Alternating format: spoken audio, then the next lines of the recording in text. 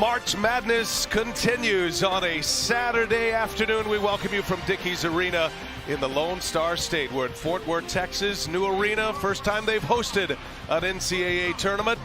And what a good one we have to get us started today here on CBS. It is the Baylor Bears, the defending national champions, and the North Carolina Tar Heels. It's a 1-8 matchup. It was Baylor taking down Norfolk State in the 1-16, and then North Carolina over Marquette. And dominant performances by both these two teams in the East region. The winner will head to Philadelphia. And hi, everybody. We welcome you. Brian Anderson along with Jim Jackson, College Basketball Hall of Famer. Allie LaForce is with us as well. And Jim, these two are coming off of very impressive performances in round one. So set us up here, North Carolina and Baylor. Let's start with Baylor and the guy who led the Big 12 in assists, and James Akinjo. The beauty about this is you can dominate a game without scoring. Okay, James Akinjo was 2 for 6 from the field, but he had 10 assists. He kind of orchestrated the offense, a high-powered offense of Baylor.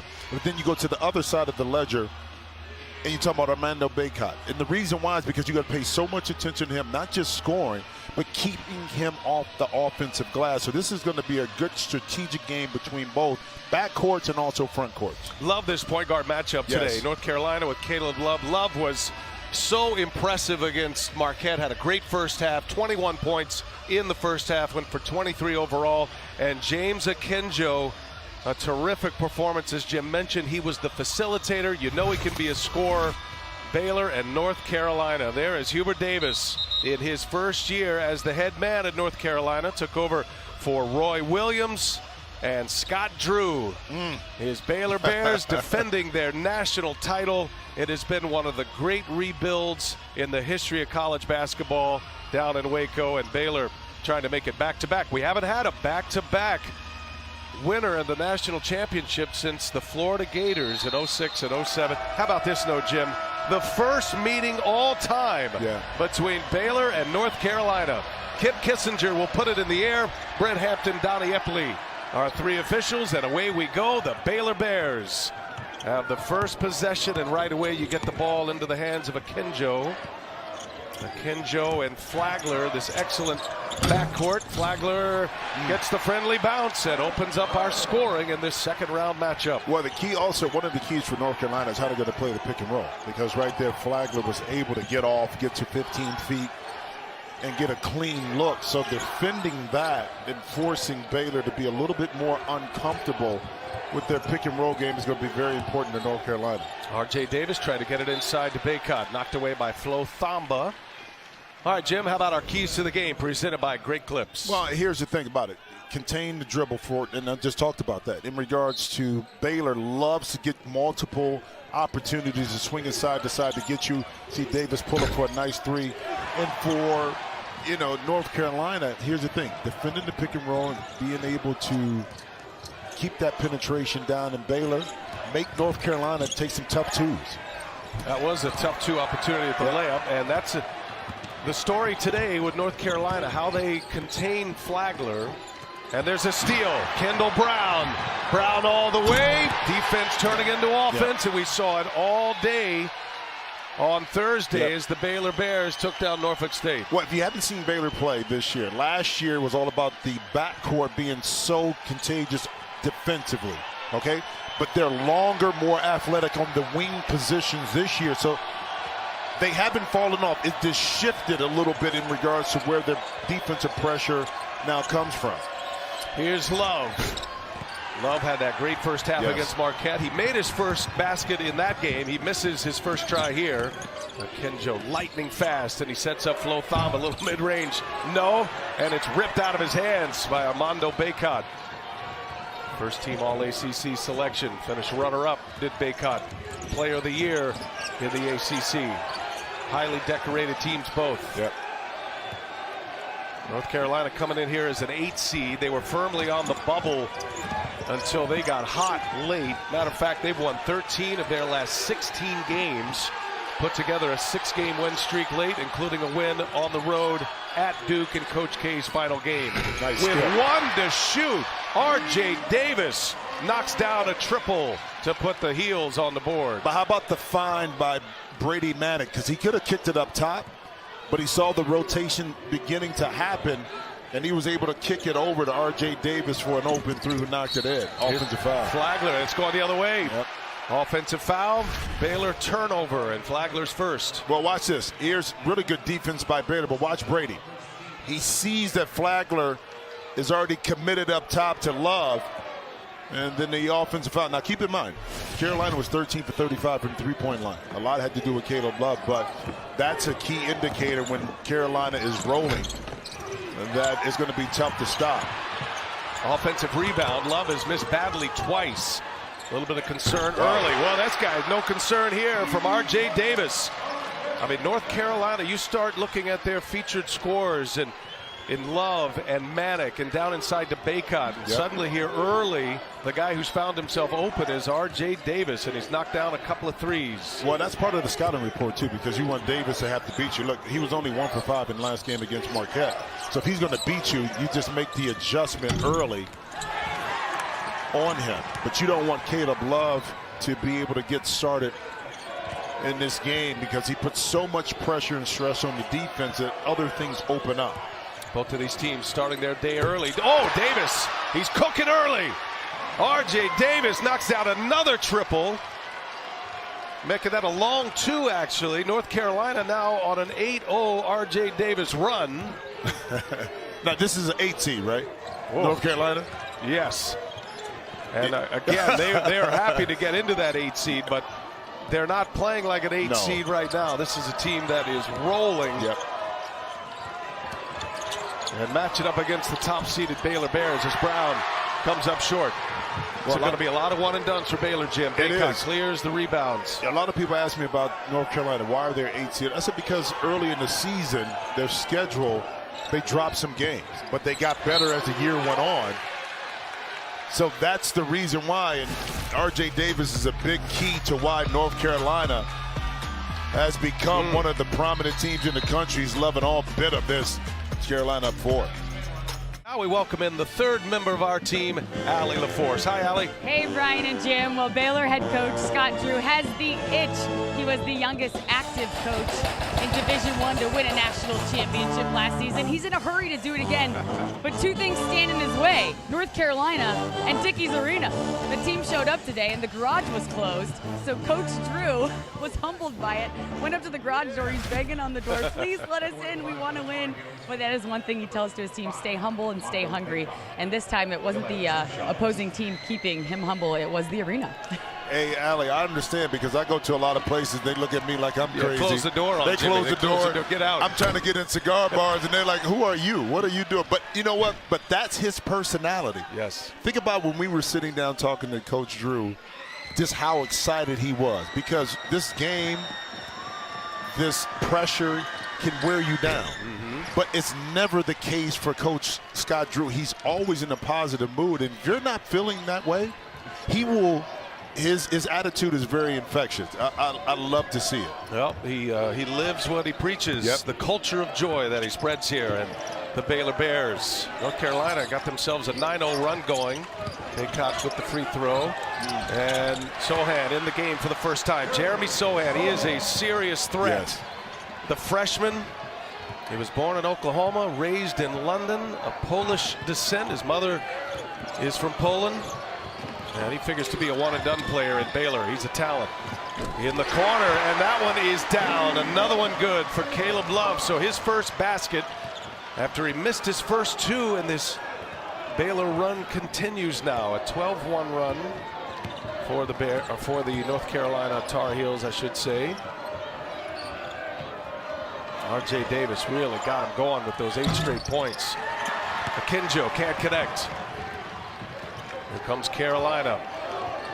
Davis at the controls, working with Baycott. It's a good two-man game.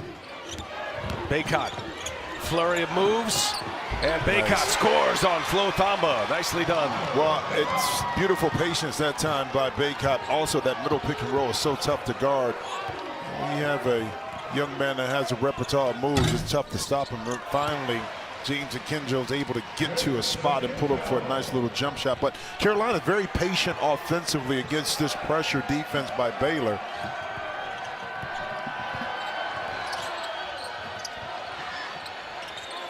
Three-pointer, no good. First opportunity for Brady Manick. Manick had a terrific opening round performance with 28 points and 11 rebounds. And he has the duty to try to check Sohan, who gets to the middle. Sohan, he's got a lot of length. Comes up short. Offensive rebound for the Bears. Sohan going again. And that's going to be a foul. Gives us a chance to remind you that Coca-Cola Zero Sugar, the best Coke ever. It's like the GOAT. Is that fact checked? You can debate the GOATness. Hubert Davis and North Carolina, they've taken down some #1 seeds. Only their ACC rival Duke with more. 8 victories over #1 seeds. Roy Williams in the house, 3-time national champion. He's just a fan these days. Yeah. I mean, he's a little more than a fan, but he's like a fan. He's got the camera out. He's taking a lot of pictures. That'll be a travel. So Baylor got themselves a second opportunity, and they turn it over. This one just lost the footing. Those nice pink shoes right there just didn't have the grip on that drive. But you go back to Hubert Davis. He also has an infectious personality. He took a little bit of what he learned, from Dean Smith, but also Roy Williams. Kept that kind of mantra in place, but put his own personality spin on his team, which is what you have to do as a coach. Hence, his guys have responded, talked about late in the season with their play. Beautiful pass. Manick springs, and throws it down. A two-handed jam. Baseline cut by Brady Manick. Nice find as well by Leaky Black.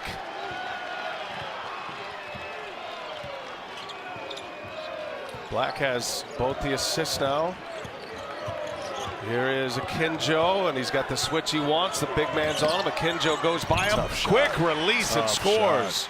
Tough shot. But that's the dribble penetration I was talking about, because the guards for Baylor are so crafty once they get 2 feet inside that they can finish over some of the trees inside. Inside again to Baycott, and he just pummels his way in. No offensive foul. And Sohan getting tangled up with Baycott.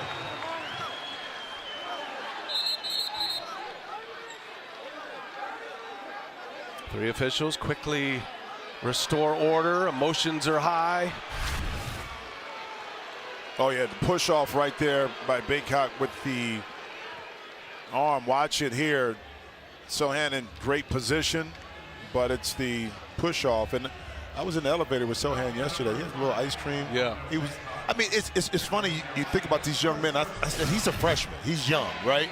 And he's just walking around. He had ice cream. He's still 18. Still 18. Just a kid. And I'm like, I'm so old, I forget what it was like to be 18 until I saw it. Taking a look at this here, Jim, just to see if there's anything. Sohan kind of clamping the legs down on Baycott.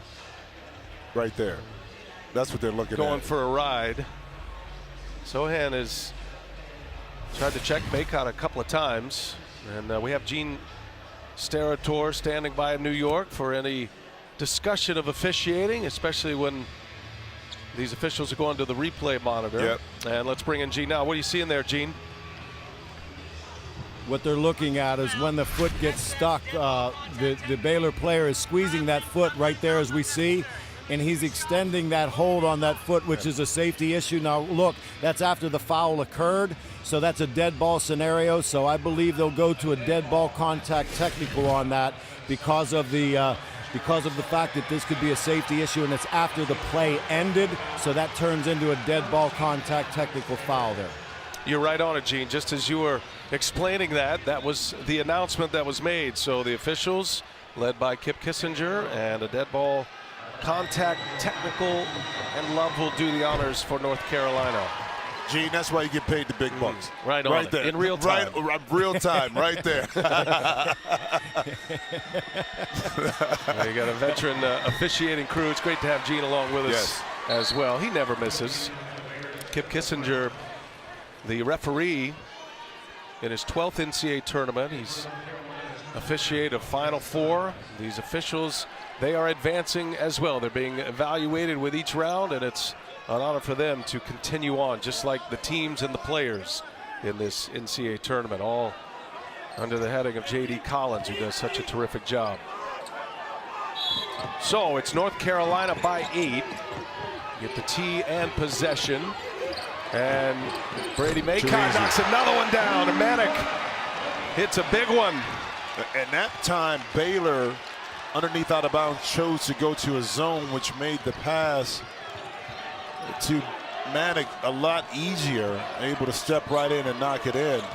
Transfer from Oklahoma, Manick. He's playing in this tournament in the opening round about 3.5 hours from where he grew up outside Oklahoma City. As Sohan can't connect. There's Love with a rebound.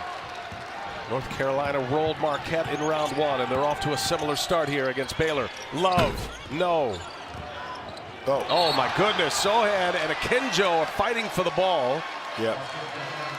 And it ends up off of Sohan and Akinjo both, and it'll be North Carolina ball. Unforced error. Yeah, but this is where you got to communicate early. I mean, because Sohan is doing the right thing, but Akinjo is in place.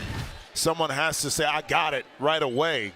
Again, the lost possessions early when things are not going right doesn't seem like it's a lot, but that's a rebound you got to have so you can get a possession in order to get a shot to cut into this lead. If not, North Carolina, as well as they're playing right now, will make you pay. Baylor with 4 turnovers now. Good ball movement, and that's going to be an offensive foul as Matthew Meyer took the charge. Love coming in hot. Meyer stood in there firm. North Carolina turns it over. It'll be Baylor ball. They are down 11 as we check in with Allie. Well, Scott Drew was fired up in that last huddle. He said, guys, we have to be the aggressor. He said, do you understand me? And he looked all the starters in the eye. Then he said, we have to get on the offensive glass and get those offensive rebounds. And he said, third, we have 0 assists. Let's get the ball moving and put ourselves in a position to succeed. All good points, and Dale Bonner is on the floor now for Baylor. 3-pointer missed in the corner from Flagler. Second chance, and throws it right away. Does Thamba. Here's Davis, had the hot hand early, and he stays that way. Why not? I mean, Davis, it's funny how it transfers over in regards to one backcourt player getting hot. It was Love early last game against Marquette. Now it's Davis. And North Carolina doing excellent. This Baylor team is 7th nationally in offensive rebounding rate. They're not getting a lot of those opportunities, so excellent job by North Carolina to stick to the game plan. Manick misses a 3. Bonner gets it ahead to Flagler. In transition, pull-up 3 on its way, comes up short. Thamba an offensive rebound. And now Baylor will get it organized. Leaky Black on Meyer, tough shot. Wow. Oh, rains one in from downtown. Matthew Meyer. Yeah, don't get him started. I mean, because if he makes a couple, the basket then begins to get a little bit bigger, and he's able to knock out shots, and not just from 3. He has the capabilities also of putting the ball on the deck and attacking off the dribble as well. That silences an 8-0 North Carolina run. Carolina up 11 with a ball here as we approach the halfway point of this first half. And Love on the attack. Oh, what a feed to Manick. Man, was that pretty. Well, here's the thing. We're talking to Hubert Davis. It was this. With Caleb Love, it's not about 3-point shooting and scoring. When he does that, create opportunities for his teammates. They're 14-0 when he has 5 assists or more. So having him become more of a playmaker will also open up his offensive opportunities to be more effective. Bonner knocks down a 3. Found himself open in the corner. First minutes on the floor for Dale Bonner, and he hits a 3-pointer. 10-point Carolina lead. Davis has had the hot hand, 11 first half points. Manick, and he is surrounded, almost lost the handle, and Meyer is called for the foul. With 9 to shoot, Meyer hit with the foul. Hey, a reminder, first round coverage of the NCAA Division I Women's Basketball Championship. It continues today on ABC, ESPN, ESPN2, ESPNU, and ESPN News. For more information on game times and listings, go to ncaa.com. Jeremy Sohan back on the floor. You see Dontrez Styles in his first minutes of the game as well. North Carolina got a very short rotation. Yep. They bring on Puff Johnson as well, his first minutes on the floor. Maycott, firm off the window, no. And that's going to be last touch by who? Officials look at each other. What do we have?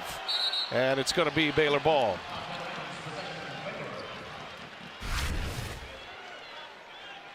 take a look here. Just right there on the call by the officials.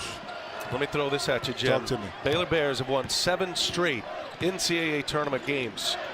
Until today, they had not even trailed since the semifinal game last year against the University of Houston in Indianapolis at the Final Four. They're in unfamiliar territory right now. But, but as slow of a start that they've had, they're only down 10 points, okay? So you haven't shot the three well. You have an offensive rebound. You're giving up some opportunities, but yet and still you're right in the balance with under 9 minutes to go. So you have some good possessions offensively, get some stop defensively, you're right back in the game.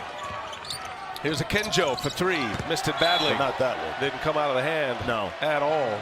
But I give Carolina credit because at the beginning of the game, they kind of pushed Baylor back on their heels. Okay, we're going to force you to have to play the way we want our tempo. You're going to have to guard us in multiple positions. And Baylor then with the slow start, now it's kind of lagging a little bit. So give a lot of credit to Carolina for their quick start. Carolina spreads it out. Styles with Brown on him. Styles trying to get by, cannot. Hounded. A lot of dribbling here. Almost loses it. Does lose it. Turns it over. A great defense by Flo Thamba. Multiple defensive efforts right there to guard off the dribble and then get his hands on the ball to create a turnover. Hubert Davis immediately calls on Leaky Black to re-enter this game. Nice. And nice. Sohan. Boy, he's got a lot of skills, this freshman. Yep. Big 12 Sixth Man of the Year. Outstanding defender, going to be a top 20 pick in the NBA draft. Nice Beautiful. lead. Baycott Beautiful. lays it in. Beautiful pass. Man, R.J. Davis is having a game here already. Well, think about this North Carolina team had 29 assists on 34 made field goals against Marquette. And when you're able to empty the side out like that and have Baycott rolling to the rack, you got to deliver it on time and on target because he can finish it inside. Brown. Nice move. Brown with a left hand. He scores it. Brown has been dealing with a non-COVID related illness. It's kind of set him back a little bit. Today's the best he's felt in the last 4 days. You could really see he was sluggish in round 1. That's going to be a foul. Akenjo gets Davis. Davis just making it happen. Timeout on the floor. Free throws for North Carolina and R.J. Davis when we come back. The Carolina Tar Heels not looking like an 8 seed. They're rolling right now. Well, 28-20, North Carolina with the lead. They have a couple of free throws coming moments ago. Allie LaForce had a chance to visit with Carolina head coach Hubert Davis. Well, Coach, your team has assisted on almost every basket. Baylor has just 1 assist. How have you forced them into isolation basketball? Well, from a defensive standpoint, we have to protect the paint. It's something that we talked about all day yesterday in our preparation for Baylor. They're so athletic and gifted that they can get to the rim anytime that they want to. And I think defensively, we're doing a good job in making it very difficult for them to get to the basket. Thank you, Coach. Yeah, UNC, 10 field goals, 9 assists, and 6 different Tar Heels with at least 1 assist, but also defensively. Again, this Baylor team loves to beat you off the dribble, and that's multiple passes, try to get 2 feet in, make you help, and then make a play. So the game plan is being well executed defensively by North Carolina on the perimeter. Well, it just goes to show you never know in the NCAA tournament who's going to step up and deliver. R.J. Davis averages 13 points per game this year. He's a good assist man at 3.6 assists. But Davis, 1 out of 2 at the line, and he's got 12 here in this first half of this round 2 matchup. Baylor down 9 with the basketball. Kenjo hits the deck. We've seen a few players slip and fall. Yeah. Dale Bonner, he'll pull it, and Bonner will hit it. So he's hit a couple of shots, and a guy coming off the bench giving him a little bit of a lift here. Yeah, sometimes you need that lift coming from your bench when your starters don't have it going. Cut back into this lead by North Carolina. Davis finds Manick kicks it back out. And here's Davis again. Back iron, Manick runs it down. Love inside. Baycott had position. Stood in there firm with Flo Thamba on him, and Thamba picks up the foul. Well, you can get into the FBI's new CBS Tuesdays. 3 teams, 3 shows, 1 night of justice. The original FBI, the global sensation FBI International, and the twisted crimes of FBI Most Wanted. 8/7 Central on CBS. It's streaming on Paramount+. Bacot missed the dunk. And right there to follow is Leaky Black. So Thamba disrupted Bacot a bit, but Black was there to put it back. Yeah, but it was too easy. That inbounds pass from underneath out of bounds should no way be able to get right to Bacot inside. Hence, the defense was compromised, giving up an offensive rebound. Denied. That double comes. And Sohan with the ball, and that's going to be Baylor ball. So that was a kick by Carolina. Davis hounded quickly. So a little bit of a different matchup here for Baylor as Thamba converges with Akinjo. And yeah, there's the kick. Yeah, right there. And that'll put the ball back in the hands of the Bears. Well, this North Carolina team is playing so what? Baylor, just the little miscommunications that they're having on the defensive end is benefiting North Carolina. You got to clean a little bit of that up in order to be able to get the kind of stops you need to get against this Carolina team. Matthew Meyer back on the floor with 2 fouls. Sohan gives it up. Flagler back on the floor as well. He'll go. Thamba cleared some space for him, and Flagler with the layup. Yeah, but tricky right there. And he was able to negotiate his way with the dribble and be patient, put Davis on his back pocket, and get down the lane and finish that for 2.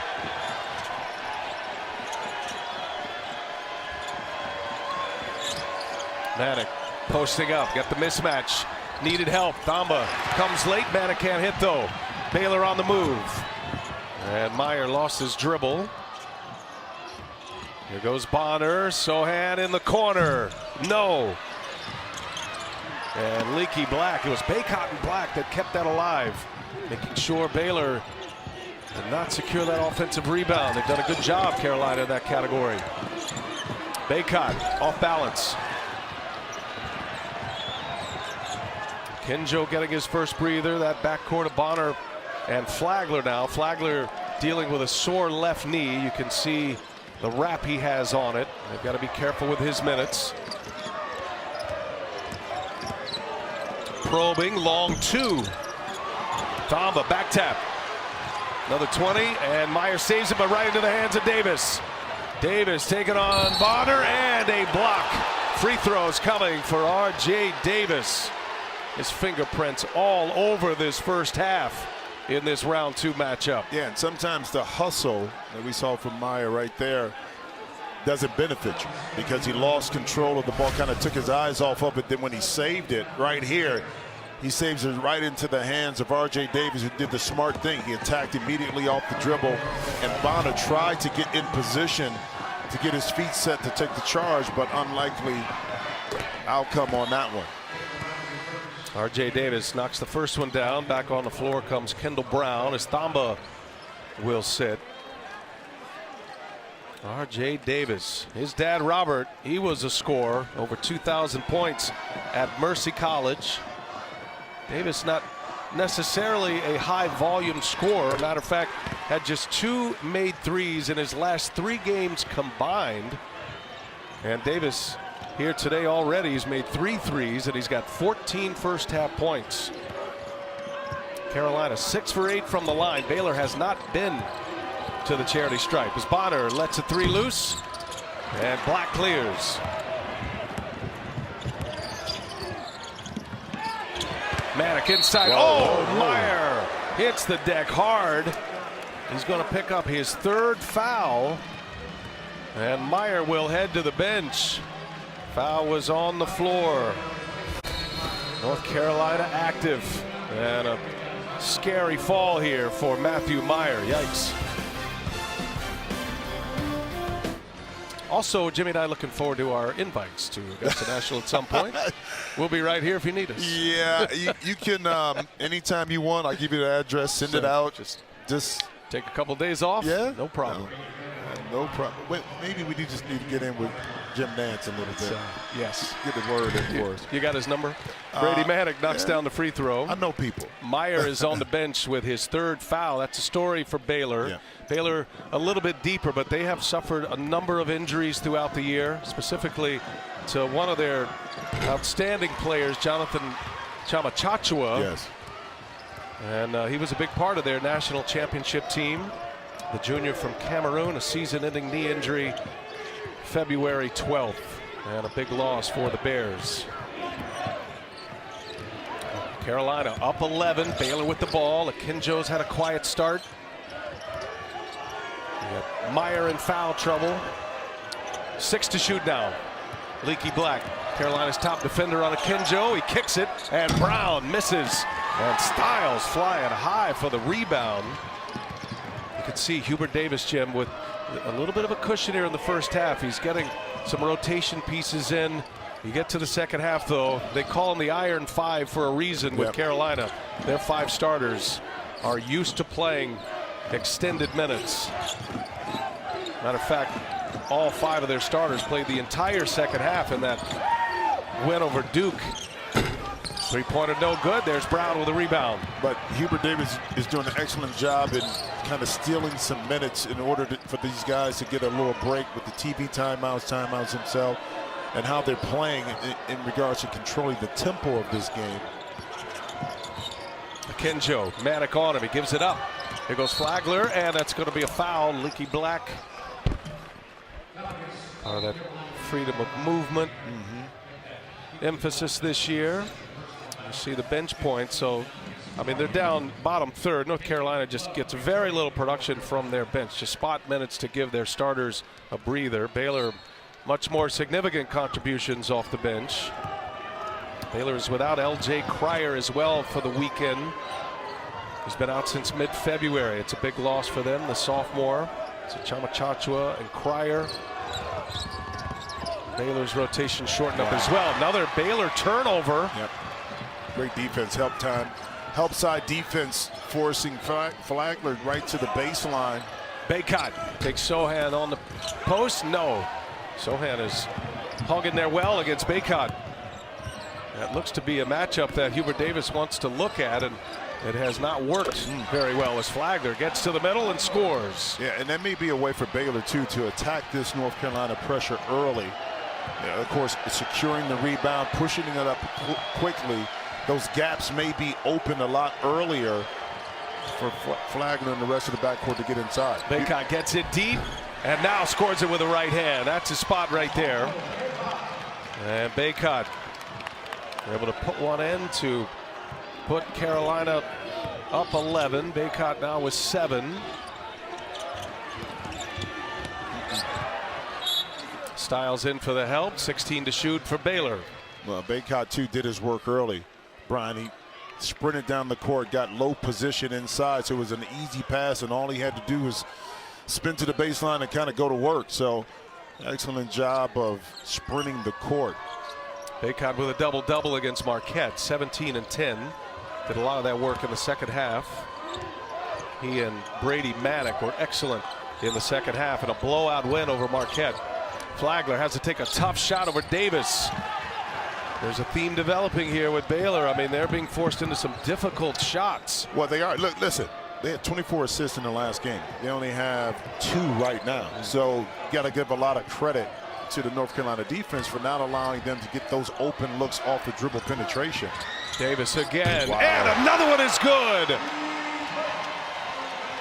R.J. Davis has 17 first-half points, his 4th made 3. Well, lightning in a bottle for Carolina. Their biggest lead, 14 points.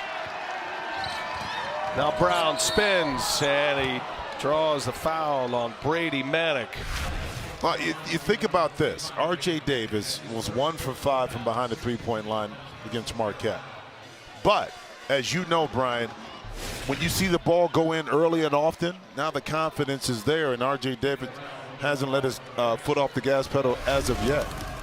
Hey, coming up, AT&T at the half, scores and highlights, the latest NCAA tournament news. It's all coming up on AT&T at the half.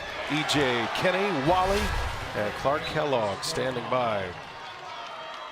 And it stays for Baylor. It's just been a frustrating first half for the reigning national champions. Kendall Brown, part of that all Big 12 freshman team, averaging nearly 10 a game. Another guy that will be headed for the pros. 1 out of 2. Shot clock is off. In transition, Styles hangs and finishes. Boy, a strong acrobatic finish by the freshman Dontrez Styles. He's given him good minutes in this first half. Akinjo, they got to get him going if you're Baylor, and that's going to be last touch by a Tar Heel. That'll be Baylor ball with 1.2 left. Classic way you work in practice to attack pressure. Throw it over the defense, then make a play. In North Carolina, everything they're doing offensively, attacking the pressure of Baylor's defense, has been on point. Give a lot of credit to these young men for understanding what the scouting report was and game plan and sticking to it, as it's paying huge dividends here in the first half. Just checking the clock here, and 1.9 for this final possession. Akinjo puts it in. Sohan, he is fouled, and in and out it goes. Sohan will go to the line, though. Good play on the out of bounds. Baylor a chance to grab a couple of points before we head to the halftime locker room. Get complete coverage of the NCAA Division I Women's Tournament on NCAA.com.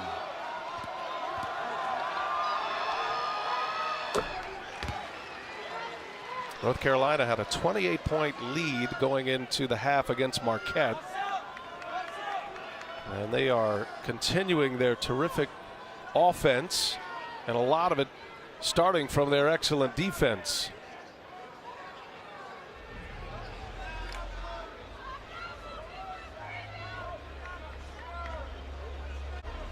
Not sure what Hubert Davis. I think Hubert Davis may be checking on who they gave the foul to. Yeah.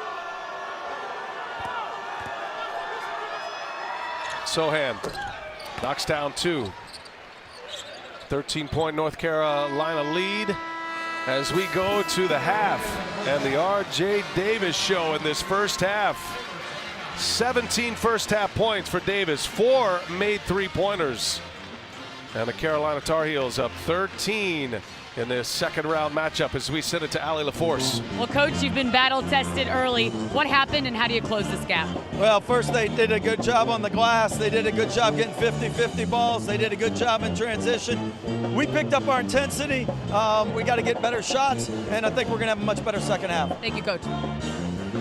You see this, last 3 games, 2 for 15. Today, 4 for 6. Well, his career high is 26, but only 4 times has he scored 20 or more points. How about this note right here? 44-0, the Carolina Tar Heels, their all-time record in the NCAA tournament when they have a double-digit halftime lead, and they've got the defending national champions down 13 at the half. Carolina basketball. R.J. Davis, last time he had a game like this was at Duke on March 5th, that thrilling Carolina win in Coach K's final game. And the Bears immediately pick up a foul. So Baylor in a little bit of foul trouble in that first half, specifically with Matthew Meyer, a guy who can stretch the floor. He picked up 3 fouls. He starts in the lineup, and Maddox finds himself wide open. Flagler clears it down.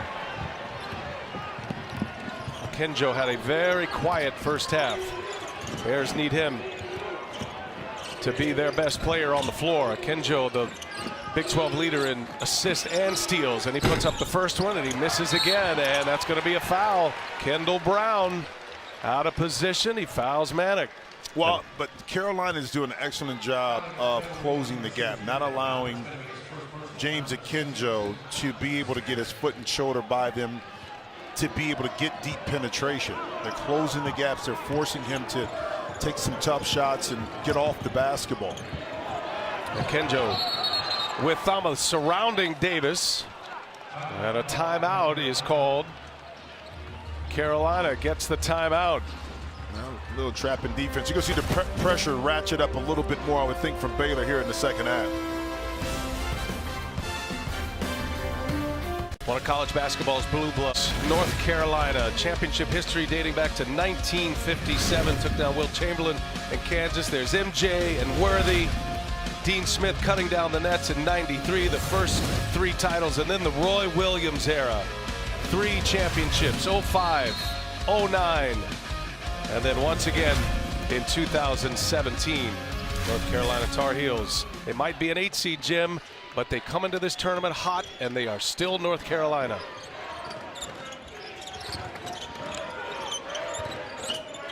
Caleb Love with Flagler on him. 4 to shoot now. Davis has Brown on him. Long 3 on its way as an air ball. And a shot clock violation. So Hubert Davis got the timeout. Yeah. That possession didn't go the way the Heels wanted it to. No, but that time Baylor forced North Carolina a little further out on the court coming out of that timeout. Hence, Davis was forced to take, a 25-footer at the end of the shot clock. Akinjo gets to the basket, and that goes. Manic might have got a hand on it. It goes anyway. And Akinjo, his first points of this second half. He's got 6 now. And will that be the fuse that lights for the Baylor Bears?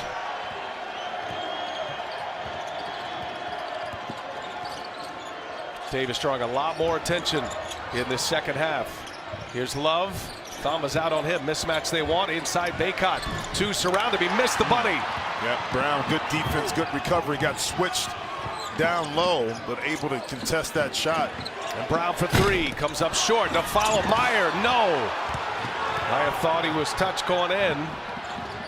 Got numbers to Carolina. Steps in for a 2, and R.J. Davis keeps it cooking. He's got 19 now. North Carolina had runs of 9-0, 8-0, and 9-2 in that first half. Baylor, Jimmy, just couldn't get on a run. Their biggest run was 5-0, and they started with the first 4 points of the game. Tough to come back when you can't get on a scoring run, as Brown is fouled on his way in. Well, but Kenny Smith made 2 great points at halftime. He said, 1, Carolina is able to take good shots compared to Baylor taking tough shots. And we saw a good shot right there in transition by R.J. Davis. Then the other point he made was that the matchup with Leaky Black on Matthew Meyer, not allowing him to get off early. You can watch live men's games on your computer, phone, tablet, or streaming device with NCAA March Madness Live. Scan the QR code to download. Kendall Brown at the line. Let's check in with Allie. She's got more. Well, Brown told me before he committed, Coach told him exactly what it was going to take, and he said it's great to put in the work and see that come to fruition, but he does remember watching the national championship game last year on television and thinking, can I compete at this level? Sohan told me the same thing. It was 4 a.m. in Germany, and they both looked at me and said, we didn't know it was so physical, so intimidating, and so it's being tested right now on live TV, guys. Allie, Kendall Brown's been dealing with an illness. What are you hearing? Well, he told me yesterday it was the best that he has felt in 4 days. He said it definitely took the wind out of him. He felt a little bit weak over the last few days. He didn't practice fully on Wednesday. Thursday, he put on a good face for game day, but this is the best he's feeling. Still not 100% though. Yeah, Allie, you know by playing too how it affects your win, your energy level, your second and third efforts. It takes you longer to recover as well. Maddox hits a 3. But that's the second time underneath out of bounds that Carolina was able to get a free look at Maddox. That's an easy pass right outside, and no one was around, and Maddox made him pay. Flagler answers with a 3. Shots are falling here.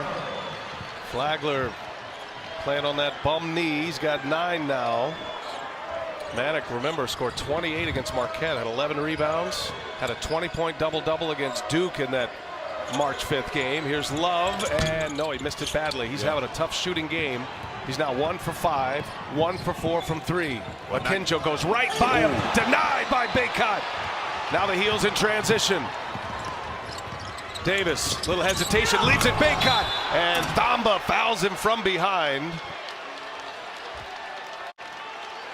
Boy, Baycott, a presence inside, the denial. Well, yeah, but the multiple effort, able to get off and slip off of Flo Thamba and get a clean block on James Akinjo. But then He got on his high horse and sprinted the court and was able to pick up the foul and get himself to the free throw line. And that's the multiple efforts that coaches always talk about. On one end, I want to see you play defense, but then run down. So Baycott at the line. A couple of free throws. North Carolina leads it by 12. Their halftime lead was 13. 3.5 into this second half.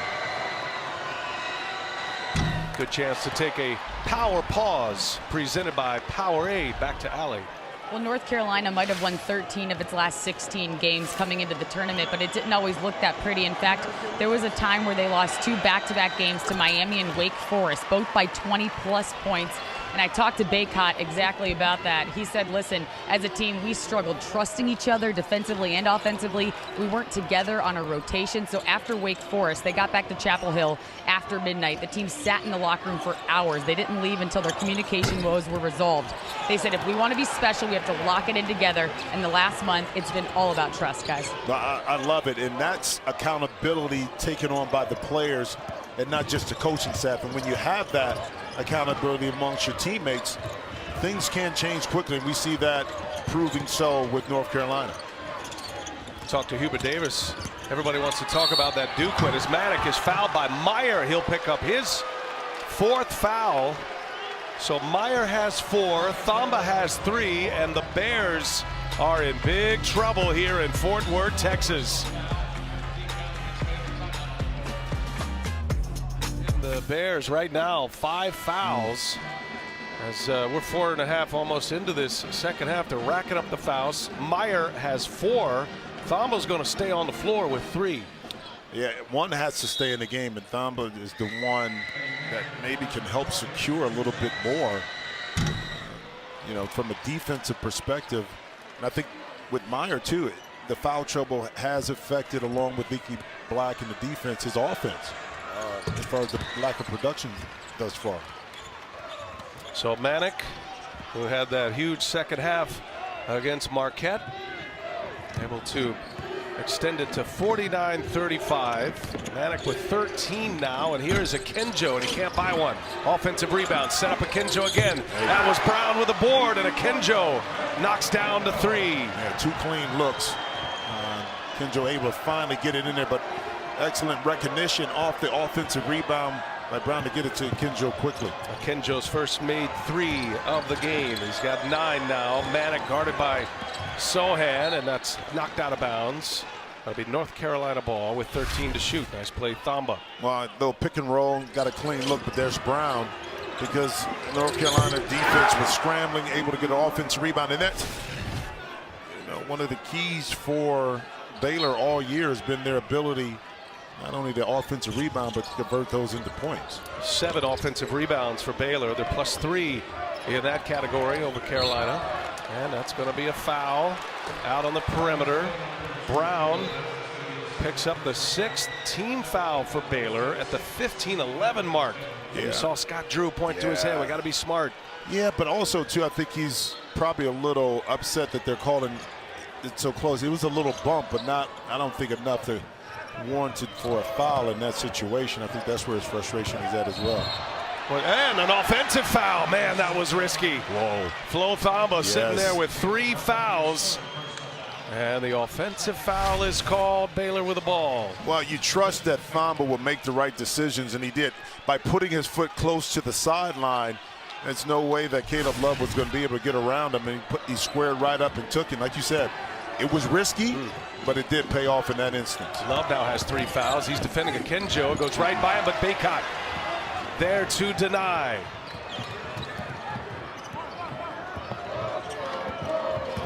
Love's been quiet. 21 first half points against Marquette. Went for 23 in the game. Manick. 10 to shoot now for Carolina. In the corner, Davis. Oh, Davis! A heat check. And the temperature's still up.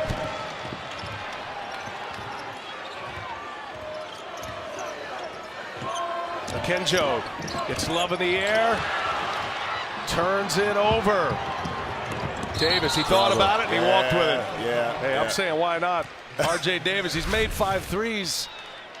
But this is just, I mean, it's good defense here by Baylor. You're able to string R.J. Davis out to the corner. But sometimes when you got it going and you're hot, it doesn't matter where you shoot it from. You got nothing but bottoms on that, but he overthought the situation there in transition. He probably should have just let it go. Carolina fans will tell you the key to their team is Caleb Love and R.J. Davis. Right. One has to go off. If both go off, they're almost unbeatable. You know what you're going to get from Manick and Baycott. 3-pointer no good. Sohan keeps it alive, and it's into the hands of Manick. And that's going to be a foul on Baylor. Sohan raises his hand. And the 7th foul at the 13:53 mark. Carolina is going to be in the bonus the rest of this game. Yeah, a lot of fouls being out of position by Baylor. A lot of fouls on the reaching side, benefiting North Carolina now, who's a 77% free throw shooting team. Carrie and Tina, parents of Brady Manick.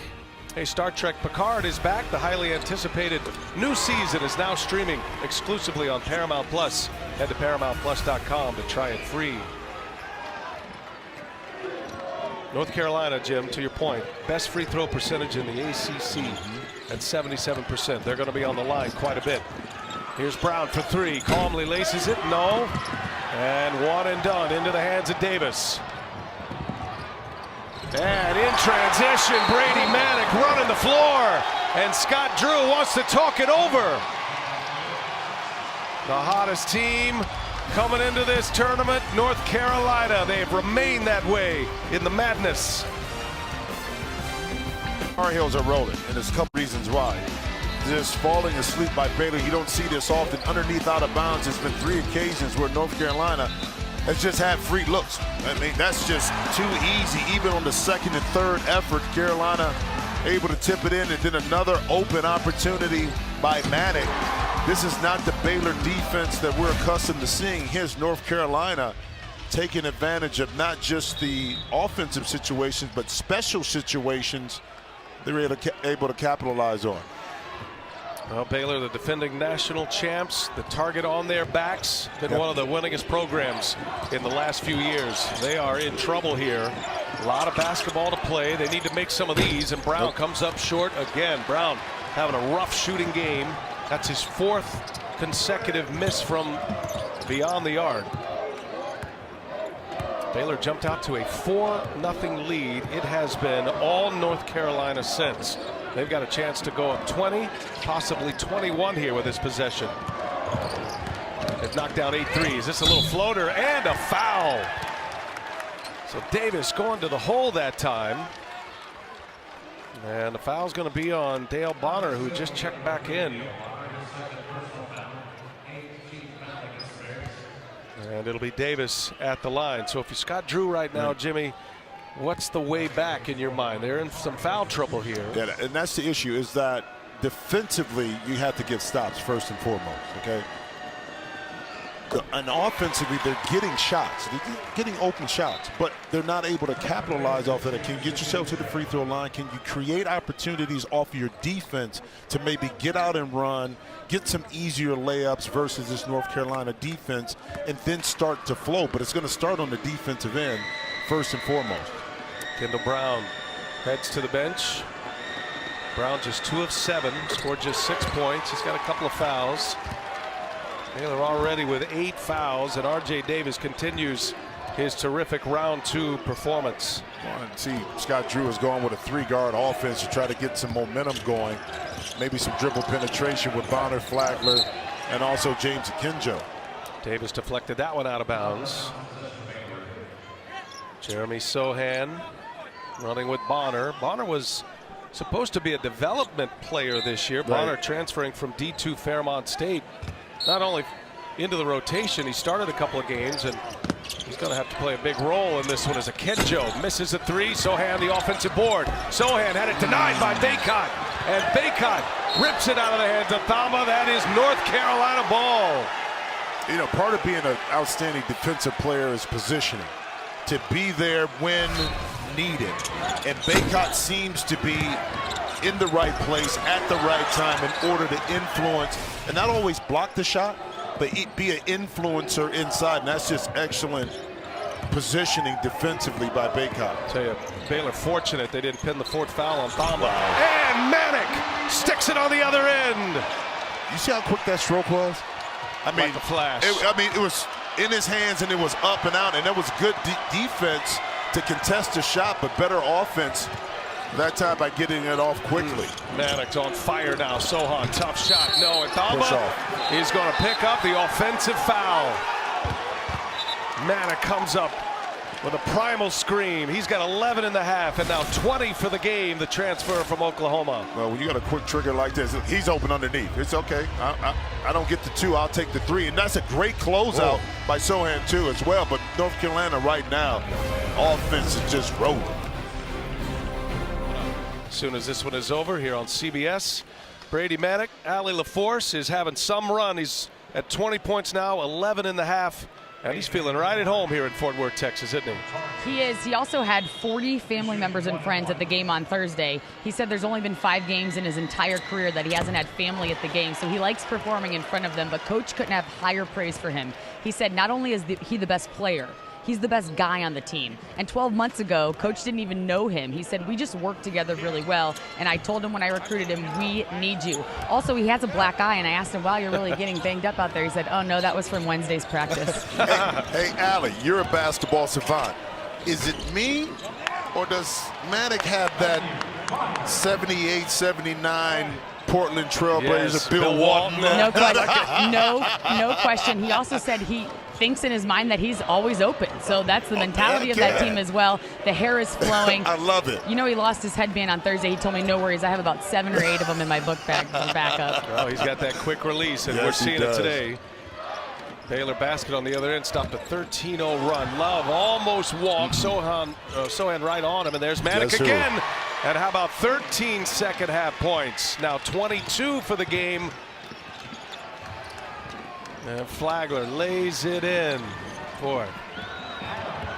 Number 1 seed, the defending champs, and they are on the ropes right now as we hit the 11-minute mark remaining in this second half. Carolina, just like they did against Marquette, Jim, they've taken the spirit away from their opponent. Well, methodically, they've done it. Okay, they came in with a game plan, stuck to it, and see Manick right there in the corner once again. I mean, it's a beautiful thing to watch from the perspective of how they're going about their business, okay, and how they're getting their shots. Defensively, they're locking in. It's not anything flashy, but it's strategical in how they came in with their game plan, and to see these young men execute. I know Hubert Davis and the coaching staff have to love that. Look at this run, 18-4 now. Manick comes up short. It was right on line, though. Heat check. That's up and over the 6'9" Meyer. Meyer, little sidestep, 3-pointer on its way, and around and out, and that's the way it's been going for the Bears. As Sohan hits the deck, they're going to take a look. And Sohan, I feel like a contact just dropped out of his eyes. Well, Manick, what a release. It is just, it's a beautiful thing to watch when a team is operating at a high level, when the ball is just hopping around. Guys get open. Again, passing is a premium, and I say that all the time because the passes have been right in the shooting pocket for the shooters for North Carolina. So they called the foul on Manick here, and that's what they're looking at, the elbow to the face. Yep. And I'm pretty sure as Sohan hit the ground, there's a contact lens that dropped out of his eyes. So the officials will gather, take a look at this one. And again, it's not about whether it's incidental or part of the flow of the game. It's just about the contact, and if there is, it's a potential to be upgraded into a flagrant one, and that's why we have Gene Steratore. He'll explain it for us. What do you got on this, Gene? For me, guys, as Manick's boxing out, the elbow lifts high, the contact is to the head neck area. and the contact of that elbow, the motion of that elbow is much faster than a normal reaction. That blow being delivered to the head neck area in that regard, I have that as a flagrant foul for those reasons. Thank you, Gene. And another look at this. So, Jimmy, you got an explanation. Well, we haven't heard the call just yet. Flagrant 2. Flagrant 2. Because of the excessive. Interesting. Unnecessary and excessive. Yes, so unnecessary. And that's what going to be it a is. disqualification. So Manick is out, a flagrant 2. And Brady Manick ejected from this game. He'll exit with 26 points, 5 rebounds. Yeah, and you hate to see that. One, that Sohan had to catch the blunt of that. Yeah. But, you know, I don't think anything was intentional from Manick's perspective, but the act itself warranted by the officials because of how he threw that elbow back. And if you look at kind of what led up to it, kind of entanglement between the two, that has a little bit. What you got, Gene? Yeah, you know what, Jim, on that play, I'm with you a little. Look, when you're boxing out and you're this big, you're going to get your arms up a little at times to box out. When you reach that high, though, and I think it was the speed of that elbow, he doesn't look back over his shoulder like he's seeking him. And I think once you get into, look, excessive is still flagrant one, but now you say excessive and severe. Officials have to go ahead and use some judgment in their interpretation of severity. And in that case, because of the severity on their judgment, they deem that to be flagrant 2, and it's an ejection, as you said. No, and thank you, Gene. And imagine if this was a closer game right now. That would be something. As Flagler lays it in. I mean, that would be major controversy. Not that the Bears can't get on a run here. There's a lot of basketball to be played. A lot. But Carolina just losing one of their stars. And now Meyer runs it down, gets a steal. Good hustle. And you know, you just said it, BA, that, you know, Carolina can't slack up because this Baylor team is very capable of putting points in bunches together. Styles with a defensive play, but he's called for the foul. The whistle's going against Carolina now. Styles onto the floor for Manick, the freshman from North Carolina, playing for his hometown team, from the same hometown as Jerry Stackhouse and Reggie Bullock. And he's getting some extended minutes and figures to do so in this second half of this round 2 matchup. Man, the question is, can Baylor, in the next 4 to 5 minutes, get this lead down? That helps. Yep. Get this lead down to 10 points or less. So now the dynamic in the last 5 minutes changes from Carolina. Great steal. Defense. Akinjo to Flagler, 3-pointer is good, and the Bears have some life. Well, that disqualification on a flagrant 2 is a marker on that. It's a 9-0 Baylor run. The lead still 16 for UNC. Hubert Davis telling him to get in their action. 7 to shoot. Here's Styles, the freshman, gives it up. Davis has had the hot hand all day. Davis trying to get by Sohan. He dribbles it out. Shot clock violation. And all of a sudden, the Carolina Tar Heels are a little discombobulated. Well, they are, but the activity by the Baylor Bears has allowed the defense to create offense, and now they're feeling a little bit better about themselves. They're better in the flow. Let's see if they can capitalize on this offensive possession as well. Akinjo finds Bonner, 3-pointer on its way, no good. And bodies on the ground, Sohan and Baycott, and now that's going to be a foul. Double foul, Baycott and Sohan. Feet tangled up.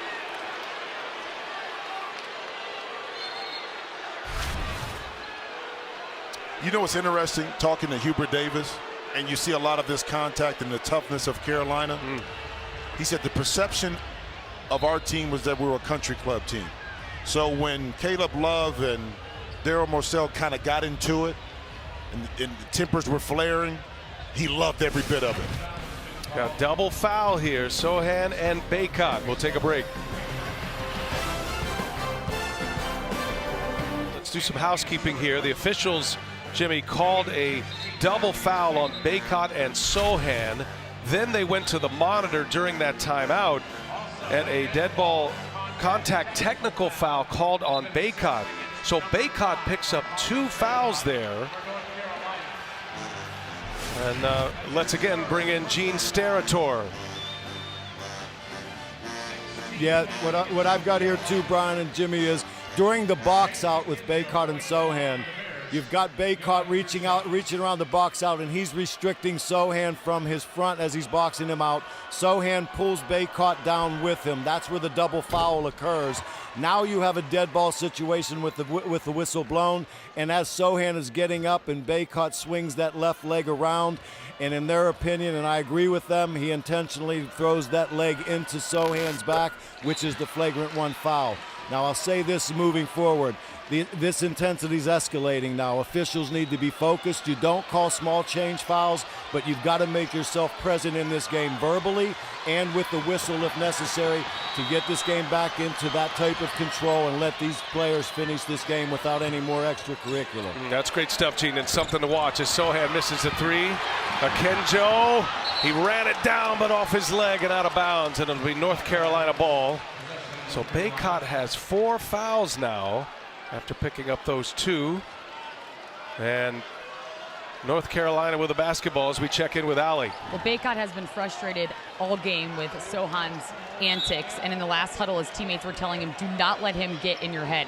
Coach sat down the entire team and said, calm down. We have to be better defensively. He pointed at Davis too and said, specifically you, get to your spots, 2 hands up, not 1. And playing with 4 fouls as well, Allie. Thank you. Got 2 dead ball contact technical fouls and a flagrant 2, which resulted in the ejection of Brady Manick of North Carolina. Baylor on an 11-0 run since. Bullet pass inside. Wow. Styles scores it just before the shot clock expired. Yeah. Leaky Black with a nice dime. Beautiful dime that time by Black to get Styles inside. And again, the convergence on the defensive end of Carolina never allowed Akinjo to get a clean look at it. Another great defensive play by Styles. He's given him something here. The freshman in for Manick. Remember, North Carolina, they have a very tight rotation. Their starters play heavy minutes, oftentimes 40 minutes. And now Meyer, and that's going to be over and back. Love turns it over. Meyer dangerously close to a foul there. Remember, he's playing with 4. And if you're Caleb Love, you have to be aware of your surroundings and understanding where you're at on the court. And that time, easy trap and situation for Baylor to get that over and back call. Akinjo gets by Love and a whistle on the floor, I believe. And I think, as Gene predicted, you were starting to see some of these calls made trying to restore order here. It is getting very chippy. And Akinjo to the line. Carolina had a 25-point lead at the time of the Brady Manick ejection. And now Akinjo at the line with the Bears down 16. They'll get one more as Baycott Sohan go to the floor again. Hey, join the mania in the BR app. Rep your team, drop your takes, get buzzer-beating alerts and more all in one place. Scan the code now to download the Bleacher Report app. Never miss a minute of March. Sohan again getting tangled up with Baycott. My man been on the ground a lot in this game. Giving up some size. Notice they flipped sides that time to keep them away from each other. Yeah, a little pressure up front right now by Baylor. But Gene is right that the officials are probably going to call this a little bit closer as we come down the stretch, especially some of the contact touch fouls. So you got to be careful on both sides how active you are on the defensive end. R.J. Davis, and now the double comes. Davis able to dribble out of it. Davis in a scramble, leaves it underneath Styles, got caught under the basket, got it back and lays it in. What a play! Dontrez Styles rescues one for the Heels. Flagler, nice move, in it goes, and one. Adam Flagler, a chance at a three-point play. Well, watch the defense here. Sohan right here with the good block. He takes off, but then Styles able to slap it away. Flagler, a little up and under here, a little pump fake. Great footwork off the glass. Flagler having a terrific round 2 performance. And his first free throw of the game gives him 22 points. Flagler with 16 here in this second half. 6.5 to go.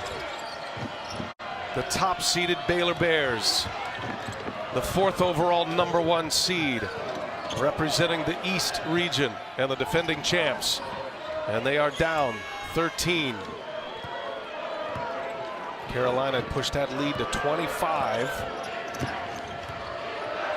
Davis and Love in the backcourt. Love on the drive. That's a whistle. And it's going the other way. An offensive foul.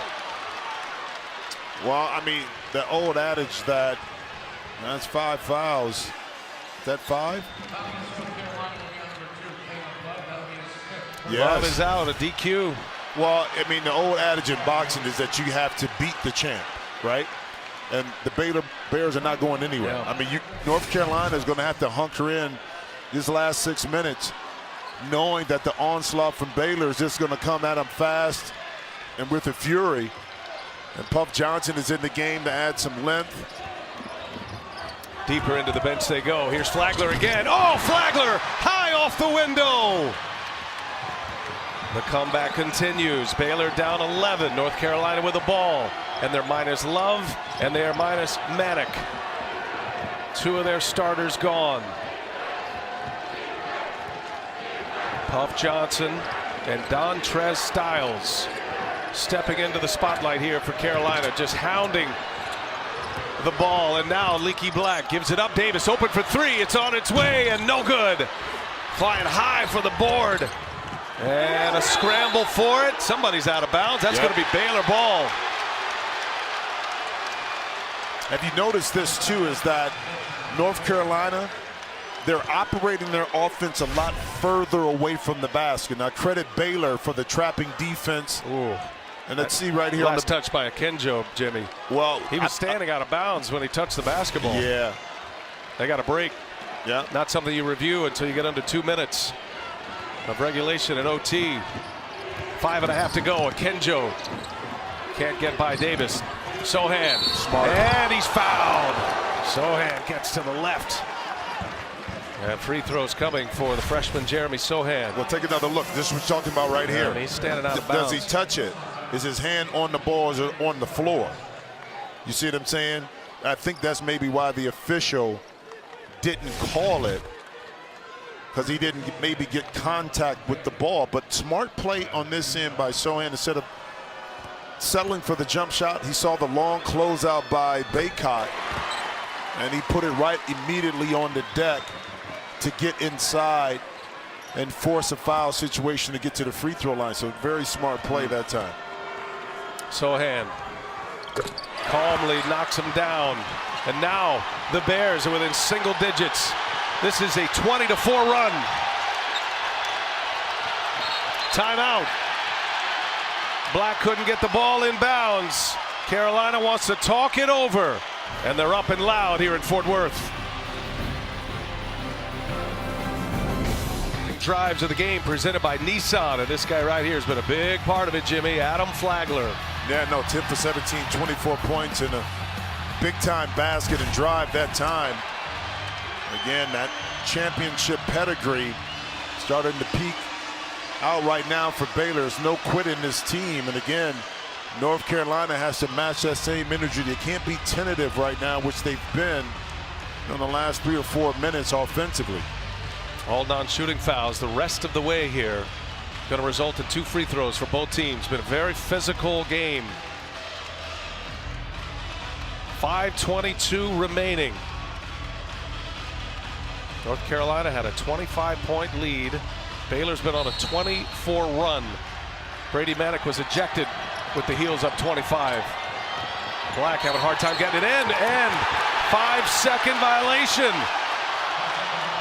Leaky Black could not get the ball in bounds. Baylor basketball. Yeah, but also, too, the players from North Carolina, you got to make yourself available. You got to come to the basketball. Now, you don't want to get buried on the baseline or in the corner, but you got to make those cuts harder in order to get the ball in bounds. Three-pointer, Flagler, no. Back iron. And Bonner, and that's going to be Baylor ball. Bonner and Styles going for the loose ball. Styles touched it last.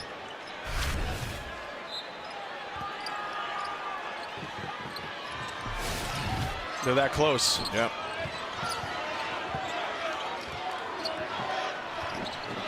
Flagler with Leaky Black on him, their top defender. Now Akinjo trying to get by Davis. He just cannot get by R.J. Davis. That's been a theme all game. Sohan on Baycott, got him grounded. No. And Baycott muscles that rebound down. And that's great individual defense, first by Davis and then by Baycott to be able to guard off the dribble. Oh, Flagler hits the deck. That's an offensive foul. And Baycott picks up the foul. Man, Flagler hit the deck hard. No, he hit it hard, too. I mean, you got a lot of nerve. You step right in with Baycott bearing down on you. That's 240-plus pounds. But at the time, you sacrifice one of the most unselfish plays in basketball to give yourself up for an offensive foul. So the fourth foul on Baycott.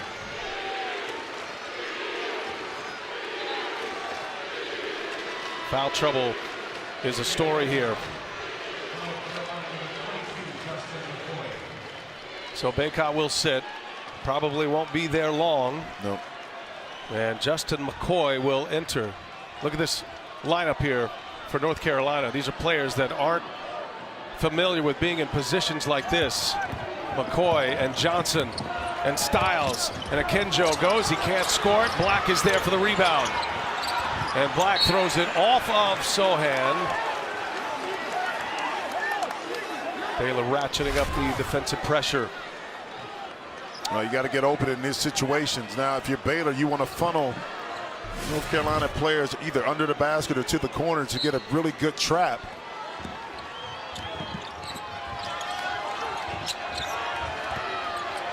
Get it into the hands of the point guard. 20-4 run. Carolina trying to hang on. Here's Puff Johnson and an easy layup. Got free under the basket, his first bucket of the game. Carolina finally scores. Their lead is 11. And that's going to be a foul on Black out on the perimeter. Well, when you're able to attack the pressure and then beat it, you're going to have an advantage on the backside. And Matthew Meyer late to the rotation. Excellent pass that time by Davis, but excellent patience by North Carolina to finally crack through the press of Baylor. Meyer playing with those 4 fouls as well. 2 at the line here for Flagler. 2 for 2 now. Flagler with 25. Akinjo's got 13. Sohan off the bench with 9.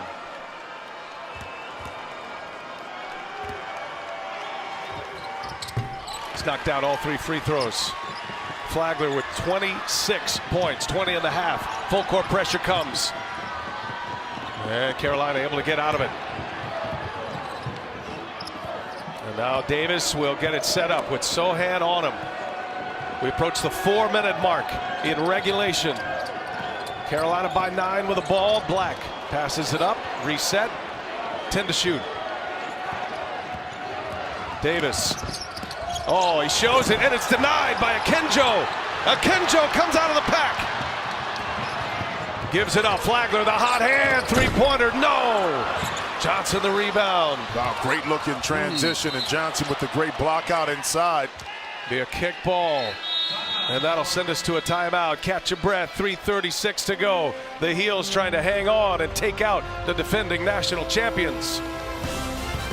Bannock ejected at the 10:08 mark. A flagrant 2 after the officials went to review a controversial call. It was a 25-point lead at that time, Jimmy. Baylor has come roaring back. Well, they have, but they've also forced North Carolina into 10 second half turnovers, so a little bit more tentative, but the pressure has been applied a little bit more by Baylor. Still in the game. Again, a lot harder to close out games when you have something on the line like Baylor right now. And again, the pressure is back up. North Carolina did an excellent job last time of breaking the pressure. See if they can duplicate that now. Styles and Puff Johnson have scored the last 6 points, and Bonner got a hand on that. It's a steal. Another Carolina turnover. Meyer, yes! Matthew Meyer for 3. The Bears are alive. 2-possession game now. Black stuck in the corner. He's in trouble. And Sohan able to save it. Another turnover for Carolina. Boy, this is falling apart for the Heels right now. Meyer, hot hand? No, comes up short. Well, I mean, but the decision making, you can't take the ball to the corner if you're Leaky Black. You're going to keep it in the middle of the court or get off of it. That's an easy trap situation for Baylor. Carolina, all year long, the highs very high, the lows very low, and their fans are experiencing this in a single game here, the NCAA tournament. But they do lead. They're up 6. Just 2 points in the last 4 minutes and change. 2 to shoot, got to get one up. And a foul. Akinjo fouls Davis on a 3-point try as the shot clock was expiring. Yeah, now the contact, as you see at the end of this play, because watch Akinjo as he's rotating over. Right there. And that arm is what the official was called. Let's see if he pushes. But it goes back to this. We said this. Was that really a contact foul? Not really, but the officials changed how they began to call calls when we had a little bit of the skirmishes. So they called it a lot tighter. And on that play right there, normally it probably wouldn't be called. Yeah. That's a huge call. Yes, it is. That's a huge moment. And now 3 free throws here for Davis as he knocks down the first. Excellent free throw shooter. Carolina, the top free throw shooting team in the ACC. They've been in the bonus here for 15 minutes. Baycott returns to the floor with those 4 fouls. Thamba and Meyer for Baylor have been able to survive with 4 fouls a good chunk of this second half. You know, Brian, also too, not to be overlooked, Caleb Love fouling out takes a ball handler off the court. A guy that can create. I know he offensively didn't have the same kind of game, but you're taking a ball handler, decision maker off the court by his foul trouble. So that had an effect, or is having an effect, on the North Carolina offense as well. 2.5 to go. Into the corner it goes. Bonner, yes, a 3-pointer is good. Dale Bonner sticks a 3. Answers to 3 free throws by Davis. 2-possession game. On the drive, Black again gets stuck down on the baseline in the corner, able to throw that one off of Meyer. You know, you can't keep putting yourself in these situations. He's driving to an area you don't have a lot of real estate to operate with, and you're getting bailed out, luckily, by throwing it up, but you can't take the ball to the deep corners.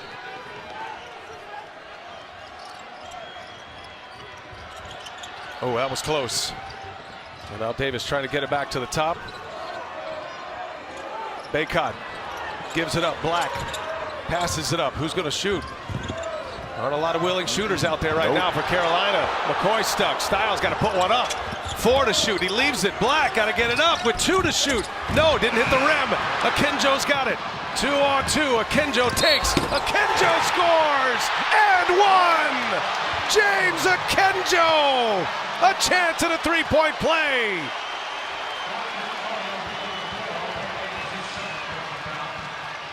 Brian, not having that secondary ball handler, shooter, in Love is affecting now the decision-making of North Carolina and actually making it a little easier for Baylor to have to trap and force someone other than Davis to have to beat them. The last 9.5 minutes, Baylor has outscored North Carolina 30-9. And Akinjo can add to it to make it a 1-possession game. He does. Incredible. Akinjo with 12.5. He's got 16. McCoy, the trigger man, got to put it in. Styles has it. Meyer almost picked up his 5th. Uh-oh, Meyer's down on his ankle. Twisted his ankle. It's 5-on-4 for Carolina. Yes. Inside, Baycott, and a foul, and that one goes! Baycott a chance at a 3-point play. And I think it was Flagler that tried to foul Baycott early. Watch at the beginning of this. He's fouling him right now on the floor, and that's what they're trying to say, is that the foul should have been called before the shot went up. But the officials didn't get there in time to call it. And see if we can pick up here what happened to Matthew Meyer. Yeah. He was down in a heap on the other side of the floor. Oh, Yeah, on his own player, on Sohan. Oh.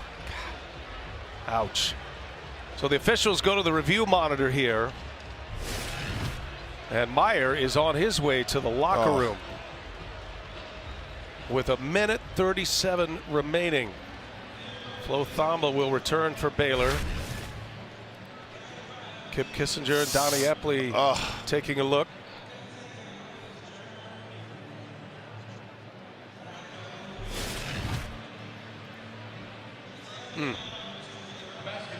So count the basket. Baycott with the hoop. Flagler called for the foul. And 1:37 remaining in regulation. Then a furious comeback for the Baylor Bears. If they pull it off, it would equal the biggest comeback in NCAA tournament history. Only other team to come back from down 25 to win was BYU back in the first 4 in 2012.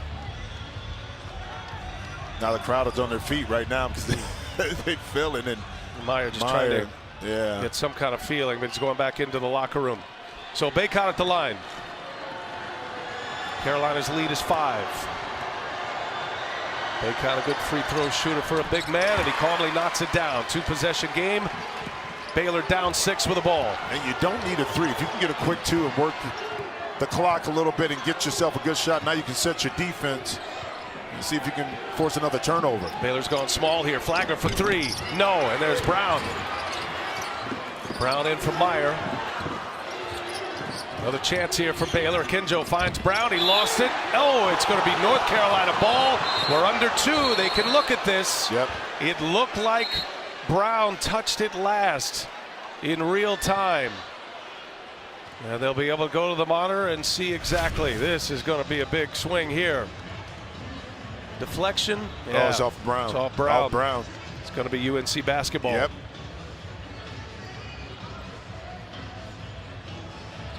The deflection by McCoy. Yep, calls a deflection by Brown. Easy call for the officials to reverse this right now. McCoy knew it. Yep. Intense Yeah, battle here. Brown knew it too. Brown knew it too. And there you go. Kip Kissinger overturned the call. It'll be North Carolina basketball. Up 6. Minute 16 remaining. Tar Heels have 1 timeout remaining. Essentially getting a timeout here, though, as they go to review. Baylor with 2 timeouts left. Neither team with a foul to give.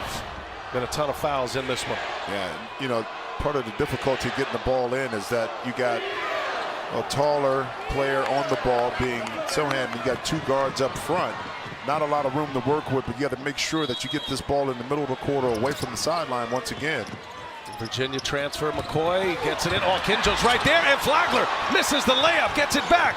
Flagler going. Oh, Baycott denies, but a foul. Baycott blocks the shot. Otherwise, you might be looking at a 3-point play. Well, the challenge is this, is that you have McCoy taking the ball out of bounds. He's not accustomed to being in this situation. But you can't put him inbounds either and have somebody else take it out, because now you're asking him to handle the ball and make a decision. So when you dig into your bench a little deeper, these are the challenges that Hubert Davis is facing right now.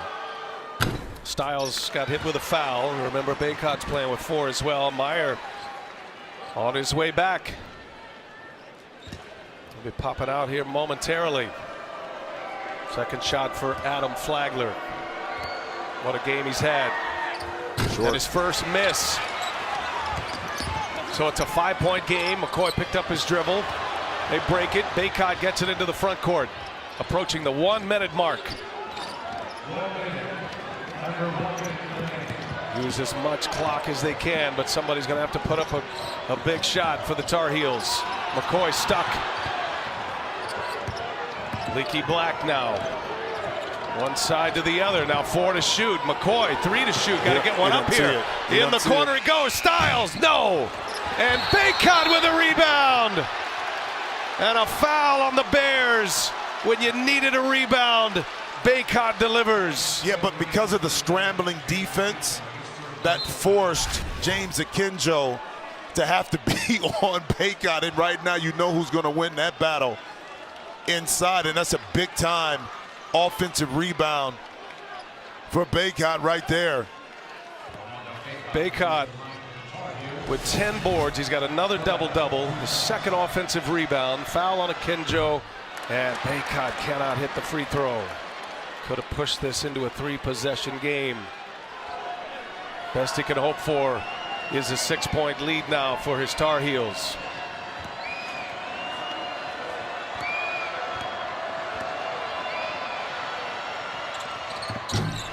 One out of 2. 2-possession game. Baylor with the ball, 38 and change left. Akinjo with Baycott on him, playing with 4 fouls. Here's Sohan, 3-pointer. Oh, off the window! Sohan called glass. And a timeout on the floor. Hey, listen.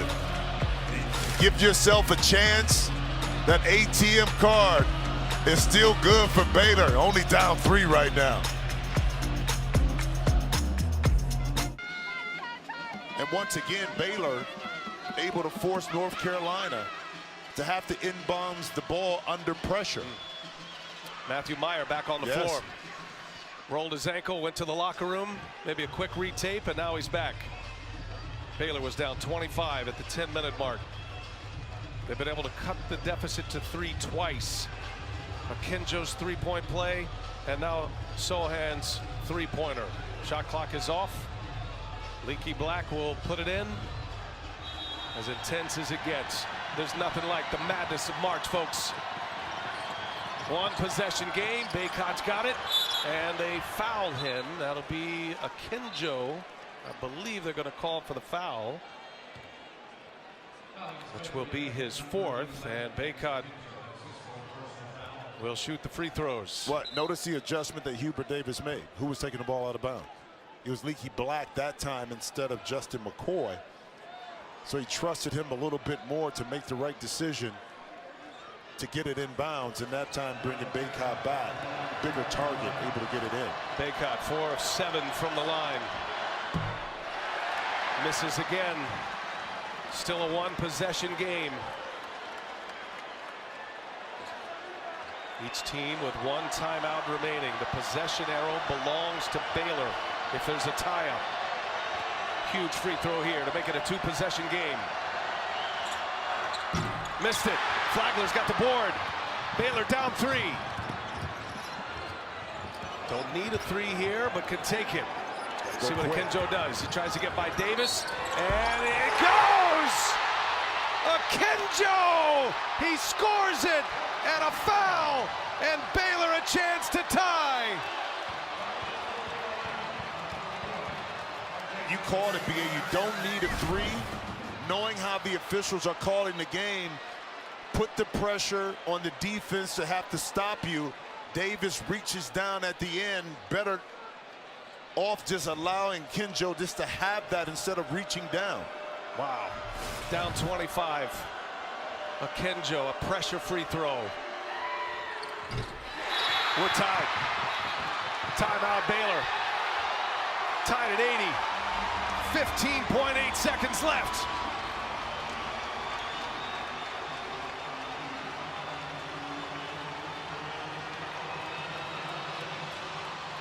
There is nothing in the world like the NCAA tournament.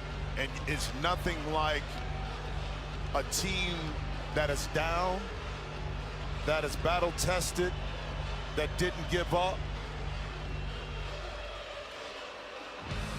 Now Kenjo with a couple of and ones. One to get him within 3. Yep. That was with a little over a minute to play. And then a Kenjo on the attack. In the clutch. Scores it. And then knocks down a clutch free throw to tie this game at 80. Incredible. And Brian, that's why you got to stay engaged during the course of the game. Look, James Akinjo hasn't shot the ball well. But because he didn't get frustrated about not shooting well, he's able to make these plays because his mind is still in the right place. Brady Manek ejected at the 10-minute mark. Largest comeback win in tournament history. BYU, that was the first 4.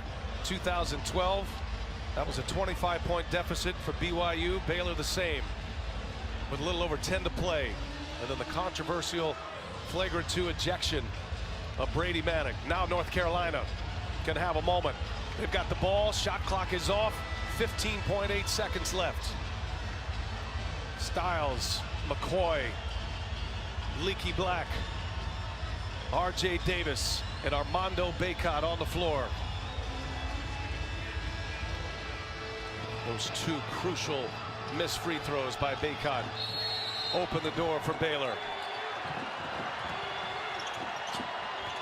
Carolina does have 1 timeout remaining. Baylor just used their last. And Hubert Davis will get it into the front court, use that last timeout, and wants to talk it over. Oh, what a game. I mean, what a furious comeback by the defending national champions out of the Big 12, the Baylor Bears. But all that said, Jimmy, Carolina, they've got a chance to win this game right here and advance to the Sweet 16. This was the moment everybody's going to be talking about. Yep. And at the time, it's a 25-point lead, ruled as a flagrant 2 upon review, and an ejection of Brady Manek. But it was so much time left on the clock, and give Baylor a lot of credit. We talked about it, Brian, that, you know, at around the 5 and under 6-minute mark, they were able to get the lead under double digits. So what does that mean? Well, now the pressure is on North Carolina to have to figure out ways to close out the game, and they haven't done that up to this point. Now, I will say this. Where North Carolina is taking the ball out of bounds is a little high. You would prefer to bring the ball down a little bit lower so you have more room to work with in the front court, because now if you get a tip pass, now it can lead to an easier layup for Baylor. So you got to be very cautious on this inbounds play if you're going to inbound it in the backcourt. How about the contrast of those 2 legendary coaches, Homer Drew and Roy Williams, versus the 2 that are on the floor right now, Scott Drew and Hubert Davis. Yeah, much different feeling. Yeah. Once a coach, always a coach, man. You just, the nerves right now. That's why I'm sitting next to you, brother. I enjoy this one a lot better. Tense, man. It's tense. Here we go. Neither team with a timeout remaining. 13 Carolina turnovers this half. One of those was a 5-second violation. If there's a tie-up, possession arrow belongs to Baylor. R.J. Davis, he's been the man.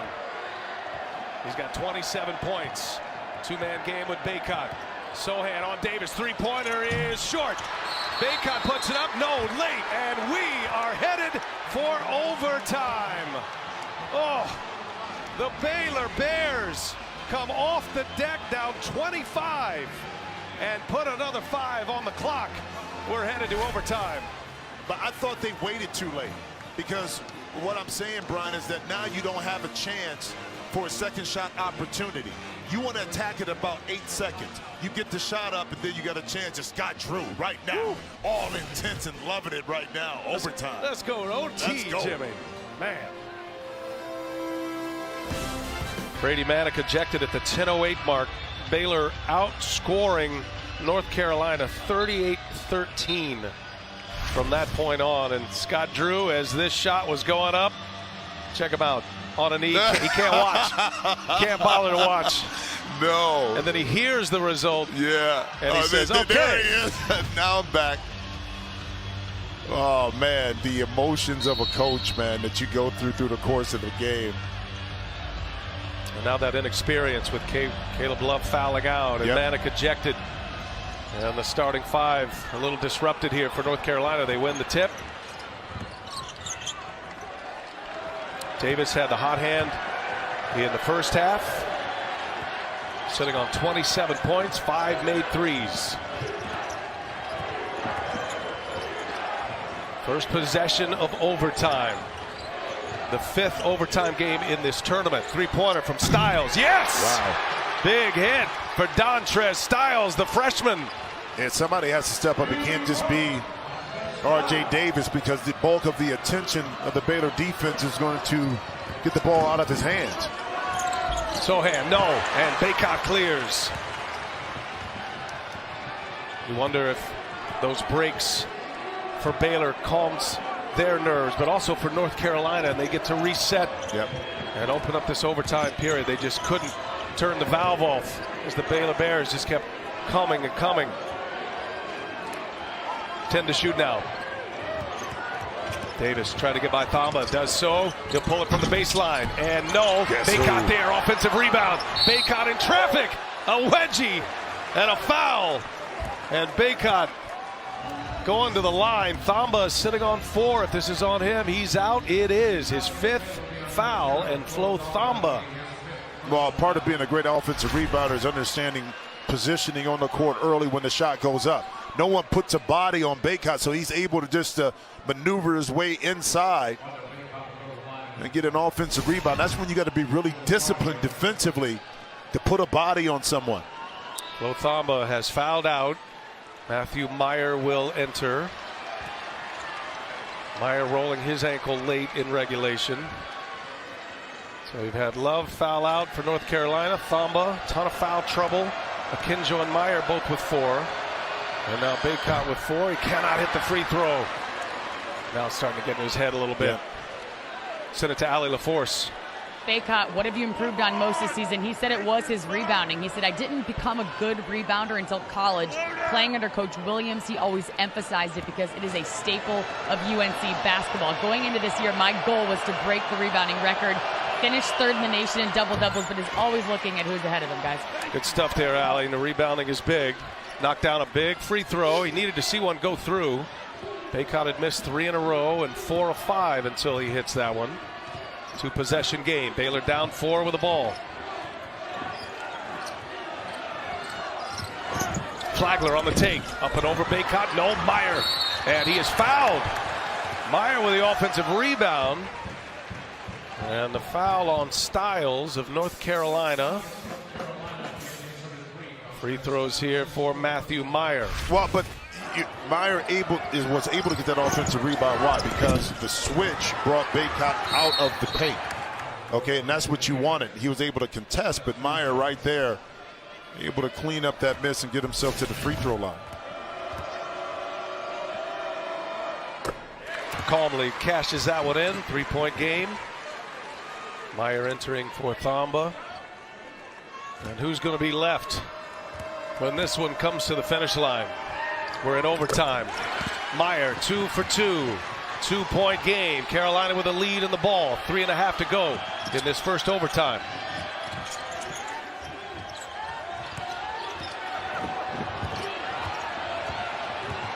McCoy gets it across. And now McCoy on a run. Meyer stands in. And it's going the other way. Offensive foul. Again, Meyer standing in there, playing with 4 fouls. And McCoy just a little too aggressive in the Baylor defense. Once again, you force another North Carolina player other than R.J. Davis to, 1, handle the ball, and 2, have to make a decision. Not a good one that time by McCoy. Unfamiliar minutes for 2 of these Carolina players right now, Styles and McCoy. Akinjo. Couple crosses. Akinjo goes. Can't finish with the left. Myers kept it alive. Now Sohan. Sohan with the layup. We're tied at 84.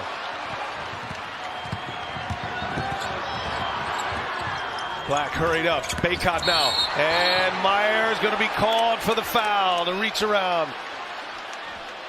And Meyer is out. Wow.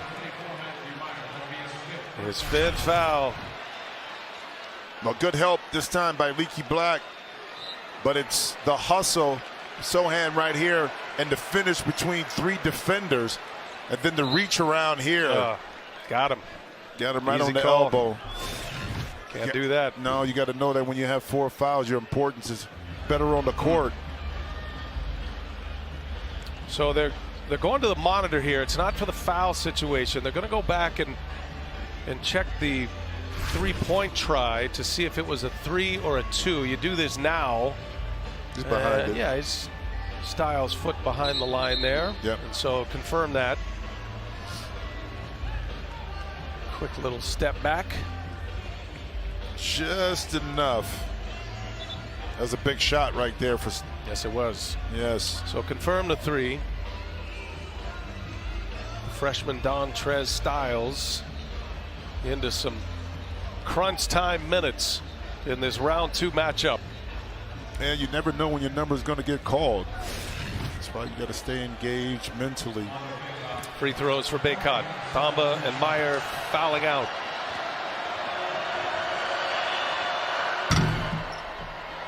And now he's made his last 2 after missing 3 in a row. Armando Baycott, finished runner-up, ACC Player of the Year. Rolondis Williams of Wake Forest. And now he's got a stroke back. Hits 2 clutch free throws for Carolina. And let's see if Baylor goes back into that pick and roll situation to get Baycott back on Flagler. You see it up top. Flagler on the take. Can't get it to go. High off the window. In and out. Carolina holds serve. Man, what a clean look that time by Flagler. Just unable to capitalize on the drive. He made a big one very similar to that into regulation. There's the switch. Bonner now on Davis. Davis gets a step, runs into traffic, and Brown knocked it out of his hands. 10 to shoot. Carolina ball with 2:21 left. And remember early, Carolina got some good looks underneath out of bounds. See if Baylor has made the adjustment to take any clean looks away. If you're just picking this up, Baylor was down 25 with 10 minutes to play. Now we're in overtime as Baycott. He is fouled, and he is now aggressive. It always works that way. You start making a few free throws, you get a lot more aggressive going to the basket. Well, you feel better about yourself, and you feel that if you do get fouled, you're comfortable enough to get to the free throw line and confident that you can convert it. And I like the quick move that time on Sohan. Right before the defense got set, he was able to find the lane. Missed it. This would tie the biggest comeback in NCAA tournament history, but North Carolina wants no part of that history. Trying to hold off Baylor without 2 of their starters. Baycott missed them both. Sohan the rebound. Baylor down 2. Approaching the 2-minute mark. Akenjo on the attack, and he is fouled. Why reach? R.J. Davis just grabbed him by the arm. And if it is in fact on R.J. Davis, he's going to be out. In that situation, here it is. Okay, you're beat, Brian. But guess who's on the back line? Baycott. So you got to rely on your back line defense that they're going to contest this shot. And you don't have to reach down and bail Akenjo out. So it is the 4th on Davis. Baycott still with 4, and Akenjo misses the free throw. There's got to be some exhaustion in play here too. The intensity of the NCAA tournament. But this is when, at the time of game, your mental aspect has to override the physical drain. That's when you got to be mentally fresh. Black puts it up in the air. Baycott's got it, gives it up. Davis on the breakaway, and behind it is Flagler, who knocks it out of bounds. And he wants him to look at it. He thinks Davis may have touched it last. We'll see. Flagler running the length of the floor for the chase down here. Oh, he did.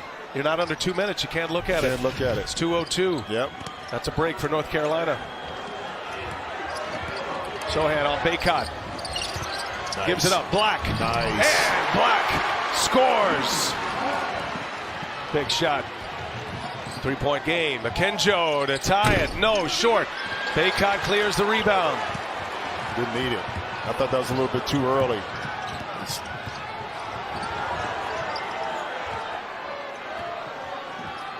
Akinjo playing with 4 fouls as well. You got to be careful. Minute and a half to go. First overtime. What an incredible game this has been. Carolina has not surrendered, though. Here's Davis. Davis is fouled, and it goes! R.J. Davis a chance at a 3-point play. Let's go back. Baycott feeling the pressure. Leaky Black finds the opening, delivers, gets it, and then the man who has been consistent for Carolina all afternoon, able to get by his defender, finish through the contact, now at the free throw line to see if he can complete this 3-point play. Went to the offhand too, Jimmy. Yes. Davis, a career high 29 points, make it 30. He's got a 30-piece in round 2 of the NCAA tournament with his backcourt running mate Caleb Love on the bench, fouling out. 2-possession game. 1:18 to go. Flagler. Black on him. Carolina's top defender. Flagler trying to get a step. Flagler, no. The follow. Sohan, no. And Bonner off his leg right into the hands of McCoy. Carolina basketball. Under a minute to go. The lead is 6. Looking for the trap. And off the glass. Oh my goodness. Black was looking for Baycott. What a huge mistake there. He's trying to pass it to Baycott, and he throws it off the backboard. And it's Baylor ball. Well, but again, Leaky Black buries himself close to the sideline again, not giving you himself a lot of room to operate. Oh. That's about the 4th time he's done that. Down 6. Akinjo gets inside, finds Flagler, 3-pointer. In and out. And Baycott with a rebound. Carolina starting to sense it now. 2-possession game. Got a foul. No. Knocked out of his hands. Ball's on the ground. Sohan's got it. And going to be a timeout. Was there possession to get a timeout? That is the question. Sohan down injured. So Baylor gets the timeout as Brown gets the deflection right there. Man, I don't know, that was close. And the timeout was called from the bench.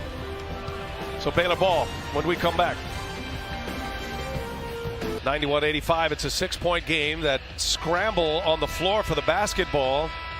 And the officials giving the timeout. This timeout was called from the bench, by the way. Scott Drew, when you're under 2 minutes, you can do that. And was there possession enough to grant that timeout? That is the question. And so for an explanation, what'd you see there, Gene? Well, yeah, I agree with Jimmy on that play. Look, as soon as Sohan cups that basketball with his left arm and pins it against his body, you can see him verbally looking at Kip Kissinger, requesting the timeout. Right at that point, we take a look, timeout, timeout. It's before McCoy gets both hands down there. You've got to react quick. Kip Kissinger closes in on the play and grants the timeout. I definitely agree with that assessment on with Kip Kissinger. Good stuff there, Gene, and that opens the door for the Baylor Bears here. Down 6 with the basketball. 25 seconds left. Bonner will put it in. Flagler, he's going to the hole. And he hits the deck hard and is fouled. Man, Flagler, he has had 2 hard falls in this game. Yeah, once you leave your feet like this and you're going into traffic, and this time, it's back of his head. I think that's the 2nd time he's hit his head on the deck. And again, he couldn't brace himself at all to absorb some of that impact, and good to see him get up. There'll be a lot of ice on bodies after this game, I can tell you that. Well, Flagler's going to the line to shoot 2. 21 second half points. Listen in. The tailbone, the back of the head. He's played great, and he's playing with a bad knee anyway. He's been limiting his practice time.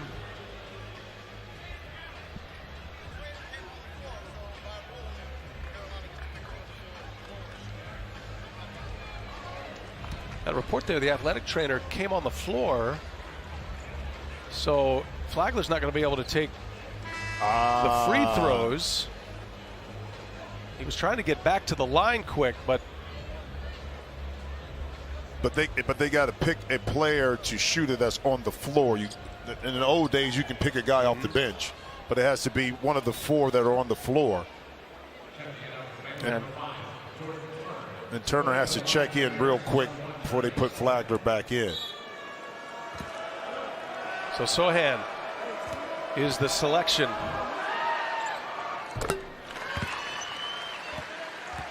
that's 57% right there.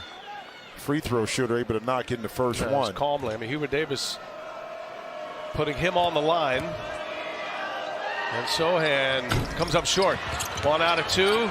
Ball's loose again. It's going to be a tie up. Baylor has the possession.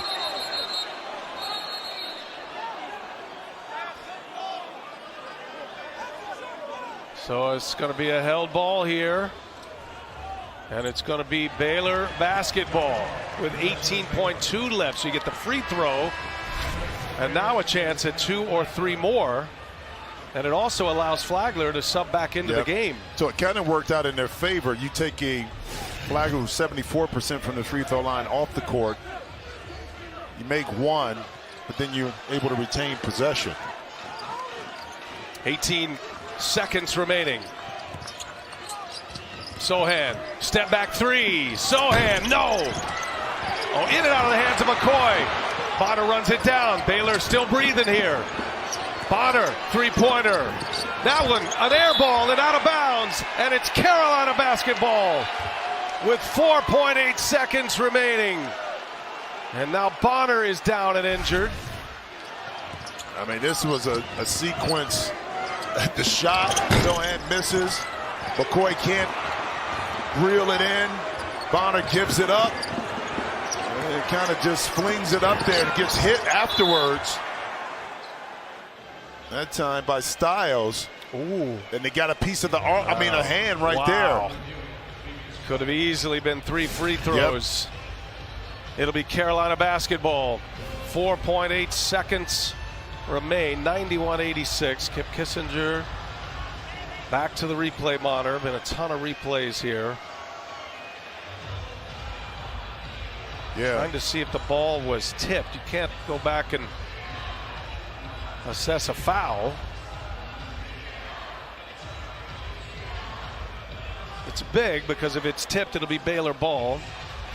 Right now, it's an air ball out of bounds.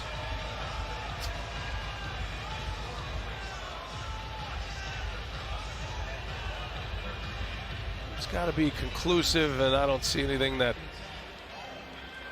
would lead you to believe that there was contact. There was certainly contact on the hand. Definitely. And the way the ball came off, it looks like it may have been tipped, but it wasn't because it was so short. But the follow through and extension of Bonner couldn't be had because there was contact on the shooting hand. But the officials can't go back and look at that and change that. Well, there have been so many difficult calls in this game. I'll tell you what, we've had in the last 2 days 3 dead ball technical fouls. I haven't seen one all year. We had them 3 in the last 2 days right there. So it's not tipped, but the hand is hit.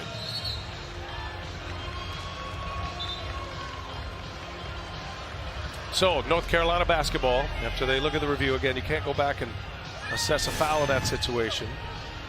And they do put added seconds on the clock. 5.9 seconds left.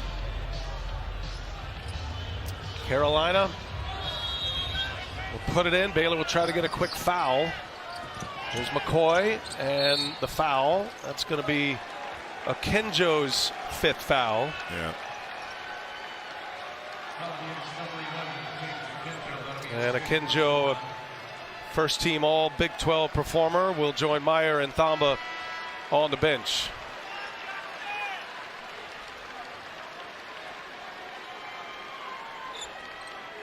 Justin McCoy at the line for North Carolina. The Virginia transfer.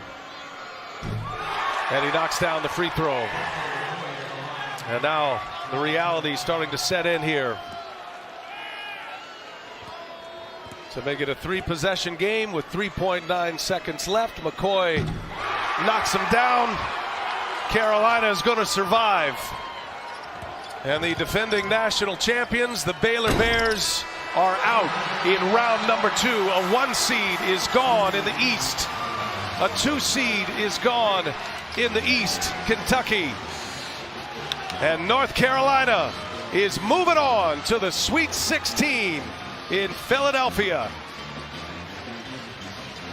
But Brian, it wasn't easy.